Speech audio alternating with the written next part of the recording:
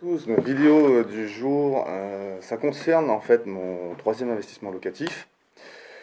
Bon, déjà, je suis très content de réaliser un troisième investissement en l'espace de à peine 2 ans, si je calcule bien, ça doit faire ça, à peu près 2 ans.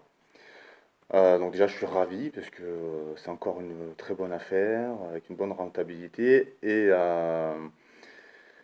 ça me conforte aussi dans l'idée de toutes ces idées fausses qu'on se fait sur l'investissement locatif, sur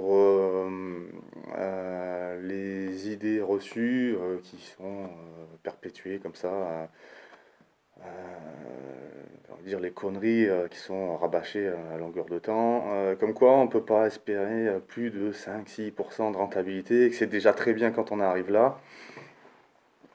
Alors moi je le dis depuis le début que ce sont des conneries, ni plus ni moins, ce sont des conneries. Voilà. Euh, sur Paris encore, je dis pas, mais pour le reste de la France en province, non, on peut faire de très belles opérations avec 2 chiffres de rentabilité. Et alors je me suis dit qu'au départ, bon, premier investissement, voilà, c'était le cas, 10% de rentabilité nette. Bon, on peut se dire, coup de bol, voilà, c'était la super affaire du siècle. Voilà. Ok, bon, très bien. Deuxième opération. Ah, de nouveau, 10% net de rentabilité. Bon, déjà statistiquement, si c'était vraiment que du bol, bon, ça fait déjà beaucoup de chance. Troisième investissement à venir. Là, de nouveau, un peu plus de 10% net de rentabilité. Voilà, donc coup de bol une fois, je veux bien. Deux fois, c'est déjà un peu moins probable, pardon. Et à la troisième fois, c'est plus du hasard. C'est plus du hasard, quoi. Ou alors je suis vraiment hyper chanceux. Il faudrait que j'aille jouer au loto, tiens. Peut-être, tant qu'à faire. Je vais peut-être faire ça, tiens. Il faut croire que j'ai vraiment une chance extraordinaire, donc j'ai peut-être. Et puis, entre parenthèses, il y a le quatrième qui est pas encore en route, mais peut-être. Et bon, on se rapproche des 10% aussi, si ça se fait. Voilà, donc il n'y a pas de hasard. Il n'y a pas de hasard, il n'y a pas de hasard, il n'y a pas de hasard. Et il faut se sortir de la tête que c'est impossible d'avoir plus de 5, 6, 7% brut de rentabilité. C'est la démonstration par l'exemple. Voilà, c'est du concret, c'est tangible, c'est voilà, c'est solide, c'est démontré. Voilà, trois opérations effectuées. La quatrième, voilà, à la limite, on ne va pas en parler parce que c'est pas encore fait, donc c'est que de l'abstrait. Mais donc la troisième, ça c'est signé. Et donc les trois biens ont une rentabilité d'au moins 10% net. Voilà. Donc pour les sceptiques, c'est un exemple concret, quoi. Donc à vous de voir après, hein, si vous préférez rester avec ces idées reçues, que c'est impossible d'avoir plus que 5% de rentabilité, que c'est réservé aux riches. Ah oui, tiens, ça aussi, c'est réservé aux riches. Alors, comme j'aime bien dire, moi, j'ai pas d'argent. Moi, je suis pas pauvre non plus, hein. Je suis pas riche, pas encore. J'ai pas d'argent, mais on m'en prête. Voilà, parce que il faut savoir que ce troisième investissement a été réalisé avec un apport de zéro. Je ne mets pas 1 euro dans cet investissement. Zéro.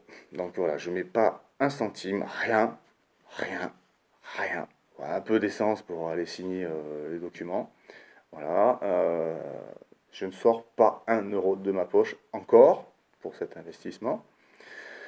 Et ça va me rapporter, donc je vais avoir un rendement de 10% net, euh, un rendement annuel de 10%. Mais, petite cerise sur le gâteau, euh, tu fais du montage, ça va me permettre de gagner encore 300 euros supplémentaires par mois. Alors, j'ai des travaux à faire dedans, il y a pas mal de boulot, le boulot, voilà, ok, voilà. Mais une fois que ce sera fait, donc ça va être pas mal de boulot, enfin encore pas mal. Il n'y a pas tant de travaux que ça, donc ça va être un peu de travail au départ. mais une fois que ça c'est fait, tous les mois, 300 euros, comme ça. Voilà. Donc cumulé avec celui d'avant, il y a encore eu 300 euros. Voilà, fois 2. Et le premier investissement que j'ai réalisé, lui, le montage n'avait pas forcément été optimisé, mais en gros, on part sur la même base. Et je pense très sincèrement le faire racheter par une autre banque avec le montage approprié. Donc on va dire que allez, dans les 6 mois à venir, ouais, facilement dans les 6 mois à venir à peu près, je vais pouvoir cumuler 3 fois 300 euros par mois, comme ça. Donc mes revenus vont augmenter de 900 euros par mois, avant impôt hein, bien sûr, parce que faut bien qu'ils passent par là aussi, hein. Mais voilà, mes revenus vont augmenter dans les 6 mois à venir, c'est sûr, c'est certain, voilà, de à peu près 900 euros. Et ça m'aura pris un peu plus de 2 ans. Voilà. Et sans être un acharné de l'investissement, à un rythme bon, qui s'accélère maintenant, mais qui a été très très très calme au départ. Donc là, ça s'accélère bien comme il faut maintenant. Et, euh, et dans les années à venir, ça va faire qu'augmenter. Voilà. Donc, je pense que ça, voilà, c'est la preuve concrète que tout ce qu'on peut nous rabâcher sur l'investissement locatif ben, vole en éclats, là, toutes les idées fausses, négatives, comme quoi il faut de l'argent il faut absolument un apport pour investir, c'est faux. On ne peut pas avoir une rentabilité au-delà de 5-6%, c'est faux. Trois exemples concrets, 3 fois au moins 10% de rentabilité nette avant imposition. Ou même non, avant, non, non, non, 10% net. C'est 10% net. Ouais. Et voilà, 10% net, mais c'est 300 euros par appartement avant imposition. Voilà. Je me remets un peu les pinceaux, je remets les choses dans l'ordre. Et donc voilà, pas besoin d'argent pour investir. Non, pas besoin. Pas besoin d'apport. Taux de rentabilité à 2 chiffres, sans souci. Qu'est-ce qu'il peut y avoir encore comme idée reçue? La banque qui prête, bah, ça rentre trop de difficultés. Alors ça dépend pareil, hein, ça dépend des banques, hein. Je sais que il y en a une, je pense, ça fera l'objet d'une autre vidéo parce que ça a été un moment fantastique que j'ai vécu là avec une conseillère bon, qui connaissait rien à l'investissement locatif, hein, visiblement, qui avait elle justement ces idées reçues là. Bon, je l'ai laissé parler, je l'ai remercié, je suis parti, et puis voilà, je fais le reste, enfin, j'ai continué mes investissements avec une autre banque. Et là, ça marche. Donc c'est pareil, c'est pas parce que une banque va dire non que les autres vont vous refuser. C'est pas parce que 2, 3, 4, 5 banques vont vous dire non que ça va pas arriver que la sixième, la septième ou la huitième va pas accepter. Il faut tenir le coup, faut être tenace, voilà, faut avancer. Et donc tout ça pour vous dire que ben, ça peut faire peur, ça peut inquiéter, on peut ne pas oser, se dire qu'il y a peut-être trop de contraintes. Bon, il y a du boulot, c'est sûr, il y a des petits soucis avec, oui, il y a des choses qui sont un peu préoccupantes.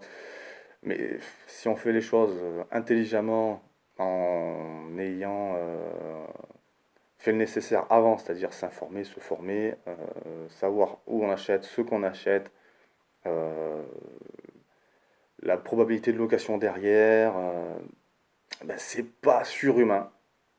C'est à la portée de, j'ai envie de dire n'importe qui, pourvu qu'il soit un peu travailleur. Et contrairement à l'auto, là, vous êtes sûr que ça peut rapporter. Alors, pas très gros au départ, mais par effet de cumul, si, avec le temps, ça peut rapporter gros.